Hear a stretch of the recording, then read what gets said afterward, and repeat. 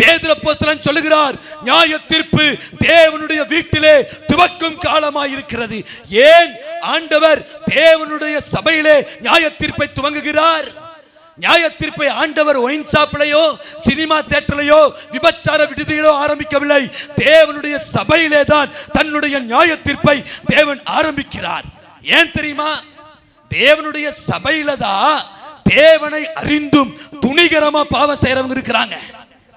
ரட்சிப்பை குறித்து கவலையற்றவர்கள் சபையில இருக்கிறார்கள். கிருபையை புரட்டுகிறவர்கள், நிந்திக்கிறவர்கள் சபையில இருக்கிறார்கள். தேவன் சிந்தின இரத்தத்திற்கு நன்றி இல்லாதவர்கள் சபையிலே இருக்கிறார்கள். தேவ வசனத்திற்கு கீழ்ப்படியாதவர்கள், தேவ பயம் இல்லாதவர்கள் சபையிலே இருக்கிறார்கள். எல்லாத்தை விட முக்கியமா திருச்சபையில ஆத்தும பாரம் இல்லாதவங்க, அழிந்து போகிற மக்களை குறித்த கவலையற்றவர்கள், கரிசனை இல்லாதவர்கள் சபையில தான் இருக்காங்க. எசேக்கியேல் 9வது அதிகாரத்துல ஆண்டவர் சொல்றாரு, எருசலேமில் நடக்கிற அருவருப்புகளின் நிமித்தம் பெருமூச்சு விட்டு அழுகிறவங்களுடைய நெற்றில அடையாளம் போடு. யாரெல்லாம் தேசத்துல நடக்கிற அருவருப்புகளுக்காக கண்ணீர் சிந்தலையோ அவங்களெல்லாம் வெட்டி போடு. அதுவும் பரிசுத்த ஸ்தலத்திலிருந்து ஆரம்பின ஆண்டவர் கட்டளையிடுறாரு.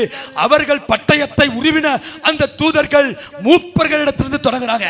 காதுகளை தயவு செய்து கூர்மையாக்கி கவனியுங்கள். ஆத்தும பாரம் இல்லாத சபையில இருந்துதான் தேவனுடைய நியாய தீர்ப்பு ஆரம்பிக்கிறது.